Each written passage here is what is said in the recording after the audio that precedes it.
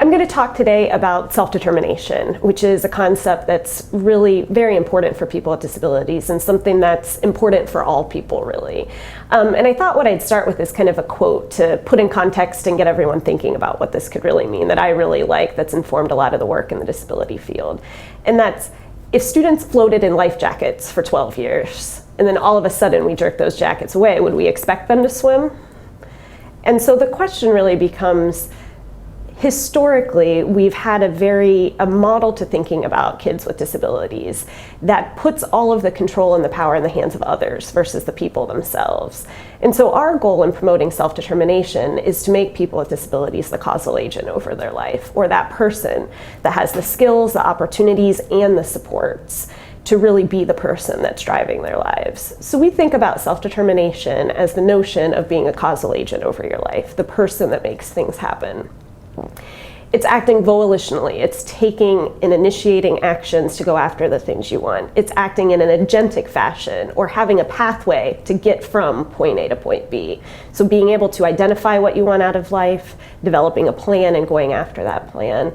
And another key piece of it really is having these action control beliefs, or if I engage in a certain action, that's going to lead to the outcome that we want. And that really means that the environment has to be supportive of self-determination. So when we think about how to enable people with disabilities to be self-determining, it's all about teaching skills associated with self-determination, providing capacity development opportunities for goal setting, problem solving, choice making. It's about creating opportunities in the environment, so making sure school environments, community environments are supportive of people making those choices and decisions, and also that we have the right supports in place to enable that to happen. So I want to talk a little bit about some of the work that we can actually do to promote self-determination. We've engaged in a number of research studies that really document that students with intellectual and developmental disabilities can learn the skills associated with self-determination, and that results in enhanced self-determination as well as enhanced life outcomes.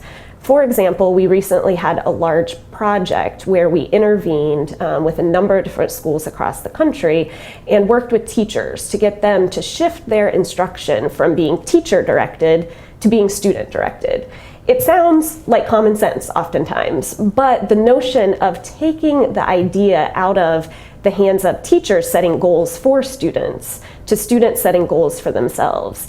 Even if those goals are incredibly similar, the power of setting a goal for yourself and being supported in the process of understanding why you're doing the things you're doing can have a very positive impact. So what we work on doing is enabling teachers in the education context. We're also using these approaches in the employment context with people that are providing job development and job seeking opportunities, and increasingly even thinking about expanding these notions to the health context and health professionals to really shift that focus from individuals or other people setting the goals for people with disabilities to really enable people with disabilities to do that themselves. And so what that means is building up a process where people have to understand what goals they want to be working on. And a key part of that is having experiences and opportunities to explore different things, to figure out what you like, what you don't like, to really understand what that looks like for you. Then it's setting a goal, and then it's figuring out how to go after that goal. So for any of us, we set a goal related to something, we're going to have to take some steps to work towards that goal. And so it's building that plan. Some of that can be different self-monitoring, self-management strategies. So for example, if I want to set a goal related to learning something new, I'm going to have to figure out where to get access to that information and go through a series of steps to do that. Then we have to go to a phase of evaluating whether or not we've actually achieved our goal. And sometimes it's okay not to achieve a goal. All of us have had times when we've set a goal for ourselves and haven't been able to achieve that. So if we're able to then look at, well, was my goal the wrong goal? Do I need to revise my goal? Maybe I need to go a step earlier in the process. If I'm looking towards a job, but I hadn't researched what some of the prerequisites or the training requirements for that were, maybe I need to think a little bit differently about what goals and what skills I'm trying to build up. Or maybe it wasn't the goal. Maybe it was the right goal and that's really something aligned with your choices and your preferences and works for you. But maybe the plan that I had for how to achieve my goal was something that needs to be reworked. So that's this three-stage process of setting a goal, developing an action plan, and then evaluating progress on that goal. That's a key part of promoting self-determination and giving people those opportunities to use those skills. It's also, we're going to continue to cycle through that process. Eventually, we're going to achieve a goal. Then we're going to move on to the next goal. And in doing this, you become empowered and you realize that doing the things that get you from point A to point B are going to give you the outcomes that you want. So in implementing this model, in the school context, for example, we found that students with disabilities make significantly higher progress when they're operating under this model, when they're provided supports and opportunities from teachers to do this on achieving their goals. This is even in the academic context where students may be unmotivated sometimes at some of the things they may be doing in classrooms. But when they're setting the goals, we tend to see significant changes in how they're thinking about going after this process. For example, we've worked in some classrooms and with some teachers where they're having a very hard time getting students to engage with material and content, but then they're still working on the same things, but all of a sudden the students are setting goals and they're excited and energized by doing this. And leading to better outcomes in attaining those goals. So it tells us how important these activities are. We've also tracked students that have had instruction in learning self-determination skills while they're in school and then followed them for up to 2 years after they've left school to ask the question of, we know we can promote self-determination while you're in school, and that's a very important objective, but what does that mean for what's going on in adult life? And we tend to find that those students that leave school with higher levels of self-determination, with more ability to do these things and participate and act as causal agents in their lives, that actually leads to better outcomes in adulthood, increased rates of employment, increased satisfaction with jobs, access to benefits, other pieces.